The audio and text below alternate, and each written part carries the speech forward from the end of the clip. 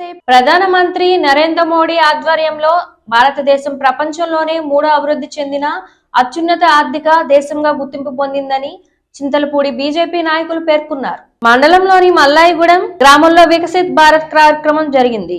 ఈ కార్యక్రమంలో MDO Muralikrishna, EOPRD Victor బాబు, వివిధ శాఖల అధికారులు, బీజేపీ నాయకులు, స్థానికులు పాల్గొన్నారు.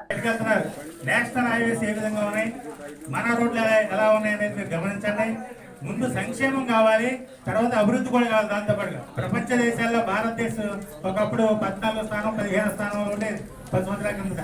ఇప్పుడు ఈ 10 సంవత్సరాలు డెవలప్ చేసిన దేశంగా ఉన్న స్థానం ప్రపంచంలో మూడో ఆర్థిక దేశంగా ఎదిగింది.